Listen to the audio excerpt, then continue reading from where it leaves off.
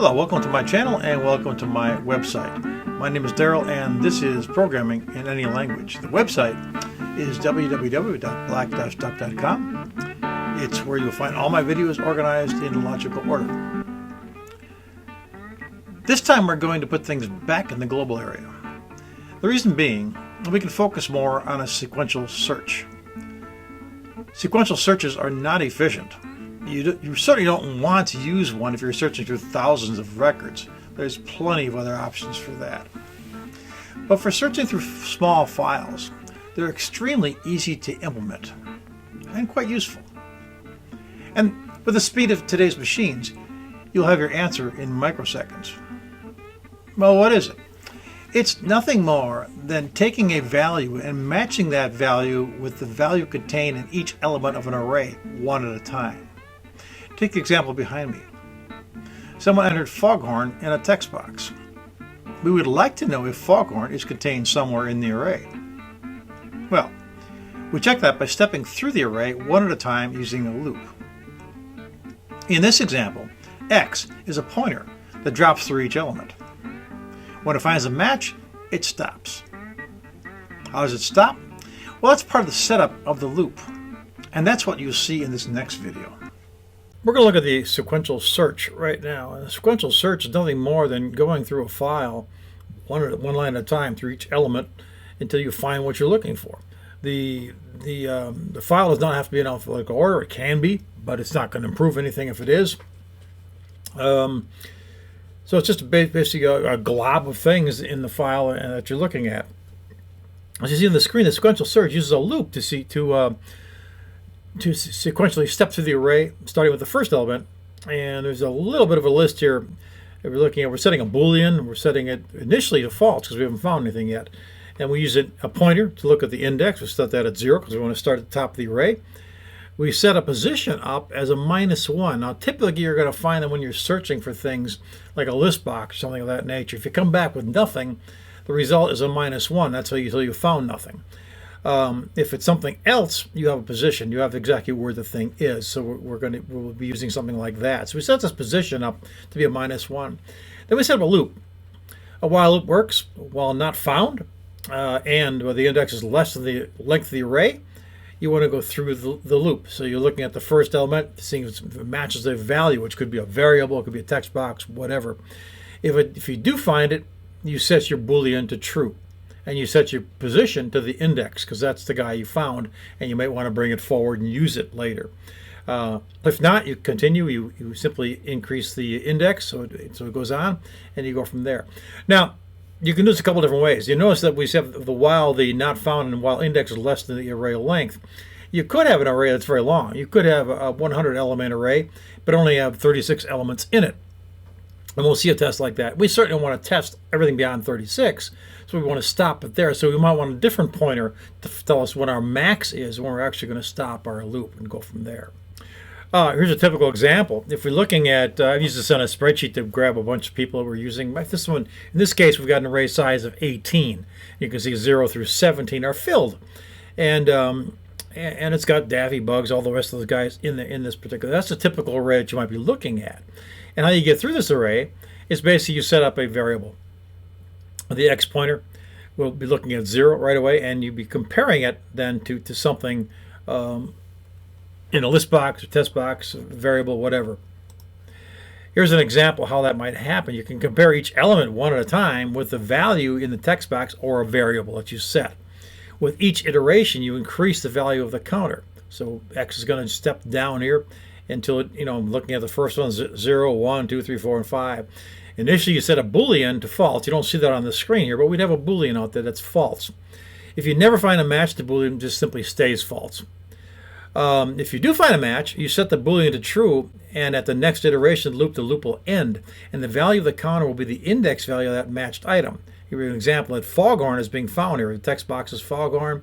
The X is finding foghorn inside the loop, so we have this position right here. Position 7 is going to be the index pointer for getting this value out if we wanted to pull it.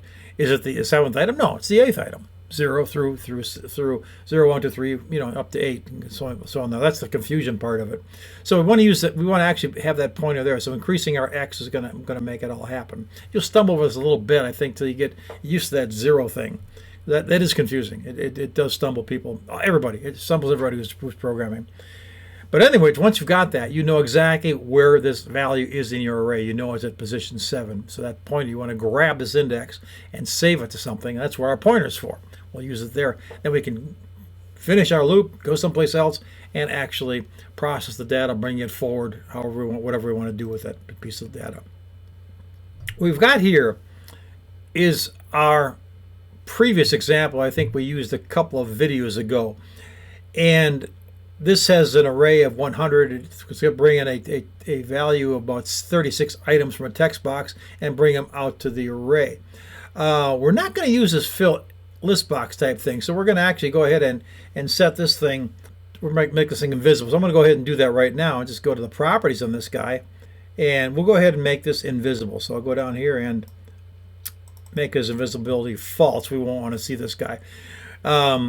He just won't appear on the screen. The next thing we want to do is we're going to want to go ahead and add a text button to this screen. So I'm going to go out here to my common controls and bring in a text box. And there it is right here. We're going to go ahead and make this font on this text box equal to all the other things we've used before. Not the size, the font. We'll make it bold and we'll make it 12. And we'll extend it a little bit so it's wide enough to hold the value. We're also going to bring it down to about here. We're going to grab this thing right here, this label, and since it already has a font change into it, bring it down here. We're going to change this guy though, and we're going to make this label auto size false, and we're going to decrease the size of it a little bit. I bring it down here to like this, and maybe the same size as the text box. I want to change the name in here to something like enter name to search.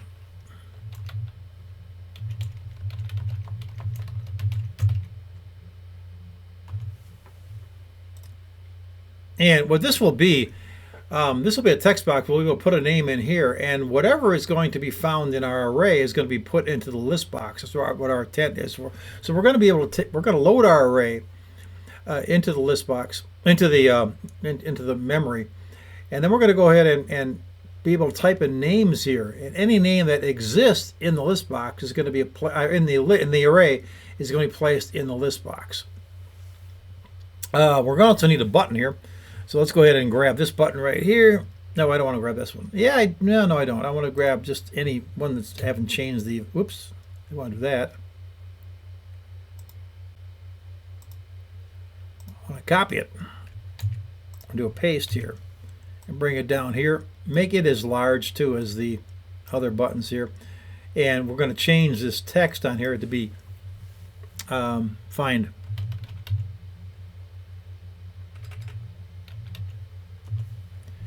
And we're going to make it call it button find. BTN FIND. We're also going to make this thing unenabled. We don't want to be able to use this unless we have our array out there or we've typed something into the search box. So I'm going to take the enable property here and I'm going to make it false. My text box is going to have a name on it too. And it's going to be text search name. TXT search name, and that should be good for it. And I don't think we don't need anything in the label up here. It's just going to be a label. It's going to sit there. So we simply have the find here, and we have this. So I'm going to take the three of these things, and I'm going to format them and make the vertical spacing equal. So now they look kind of nice here, sitting like this. And I'm also going to, let's see, look pretty well centered. Yeah, I think they're fine the way they are. This is going to be just great. So we've got our three buttons here. I'm going to go ahead and save this real quickly. And I'm going to go ahead and run it just so we can see where we are. Now the program works.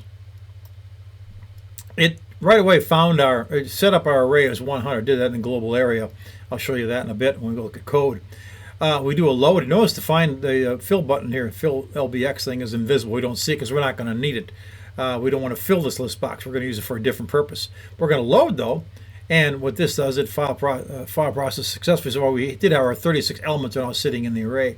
This means that any one of the elements in the array can be searched upon.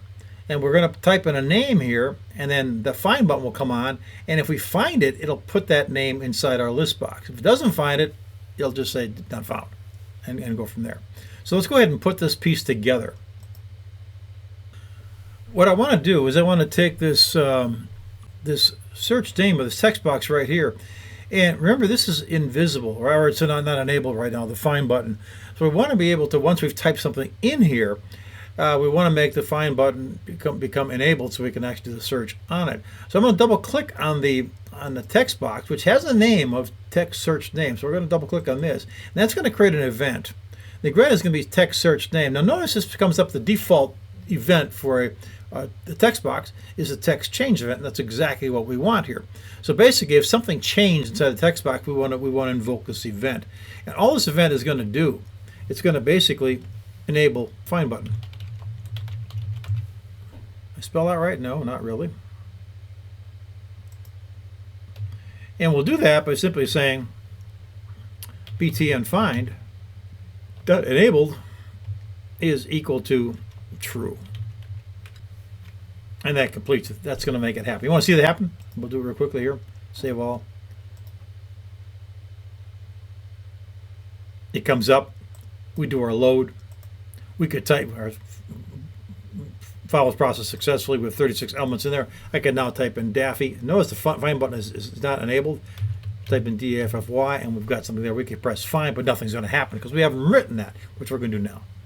So we're going to jump down to our find button and create the event. There's button find. What's it going to do? Well, we're going to need a search name. We're going to want to grab that variable.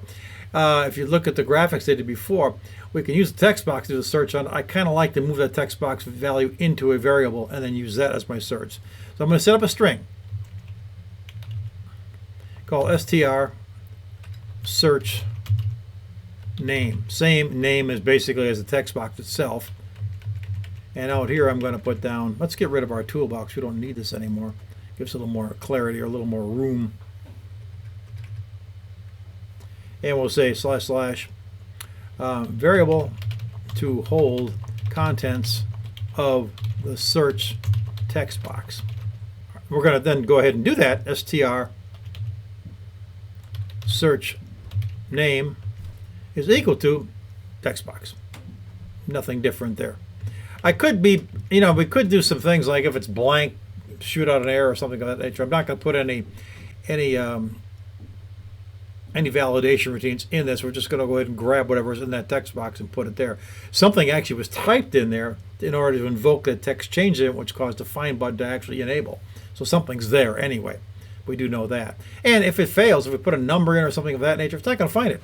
So we really don't need too much of any variable, any validity checking in this particular thing. So this is going to be our copy contents of text box to variable. Although we could have an error here if we end up putting a number in. No, we take it in as a string. Anything it brought in would become a string, so we're looking for a string. If you type in a 1, it's going to come in as a string, so it will be valid. So we'll be fine there. Here's us a little space here. And now we're going to set up our Boolean. Our Boolean is going to be Boolean found. And I'll make that equal to false. We'll set Boolean to false. I also want to set up, I want to set int x is equal to 0. This is going to be our array index pointer. We'll be using this to look at the step through the array. We're also going to set something called int position equal to -1. Jump down here, and this will be will hold index if a match is found. Remember, we're going to be increasing x, and so once we come out of the loop, it's going to actually have the correct variable for that position that we're actually looking at there. You'll see that in a second. Position, did I spell it right? I did spell it right, I think. Yeah. We're actually establishing it here, so that's good news. Now this is where we do our loop. So while not Boolean found and x is less than my guys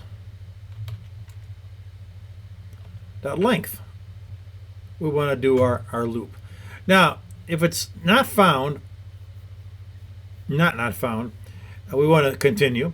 And if it's less than the my guy's length, even though we have 100 in there, it'll keep on going all the way up to 100, up to 99 if we let it go. However, we're not going to do that. We're going to put some kind of a check in here to not let us go beyond that particular place. So, but right now, this is the way you would do it for any loop, whether you're going all the way through it or not. Now, how do we do this? We say if my guys dot x is set equal to str search name, and end of the parentheses there. What do we want to do? We want to do something then. So we'll do some braces. If it's equal to it, in other words, and if we found it, we want to say BLN found is equal to true. So our Boolean gets turned on. And our in position gets set equal to x. So whatever x is at this time, it's going to, that's what we're going to lock it in as. Then we're going to come down here, oops, and after that if statement, we're going to increase x.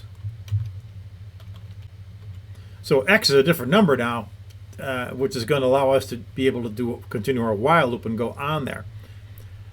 However, once we found it, remember if it's Boolean found is true, we're going to stop. So if it's not found, it's going to keep on going with that x piece. So and that's fine. So it's looking at all the zeros. It's going fast. We're not going to really worry about it. Look through 100 items. So after it's done, we want to place the found name. Place found name in list box. How do we do that? We simply say, let's bring this up a little bit, if BLN found, then we want to say LBX array dot items dot add, and not the in position, but we want to actually grab my guys in position and lock it there. The reason we're not using the search name is in other operations we may search on a particular name, but it may be a partial search where we're just searching for the beginning of the name or something and we want to grab the whole thing. So we'll go out to the array and grab everything. We can't do that right now. We're gonna need to learn a little bit more about how we handle strings in the future, which we will. But for now, it's a good idea to grab the LBX array names and add the actual value of the contents of the array element and put it in there. It could be different than what our search is actually looking for, but in our case, it's going to be the same. So that's there. It's done. We're going to have an else in here, because if we didn't find Boolean wasn't found, we're going to have an else, and that else is going to be message box dot show no match found, and a semicolon at the end of that thing. And that's all we need to do, almost all we need to do. It's going to work at this point, but we do need a little bit of cleanup here. So we're going to actually say that txt search name dot text is equal to blank out what's up in the search name category, and then txt search name focus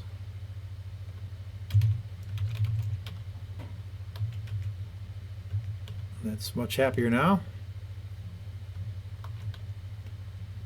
And we also want to say our btn find button dot enabled is equal to false. We're going to turn off that enable button there, so we can't do it unless we actually type something into the list box itself. Does this thing work?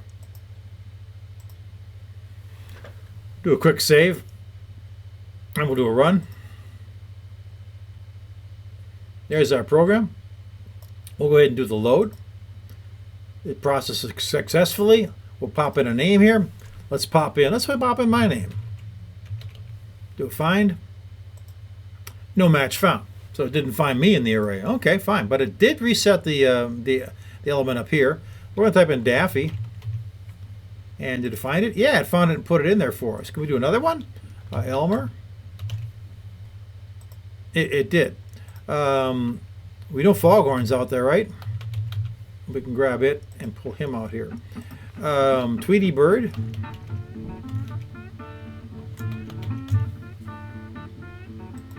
No, it didn't find it. How about just Tweety?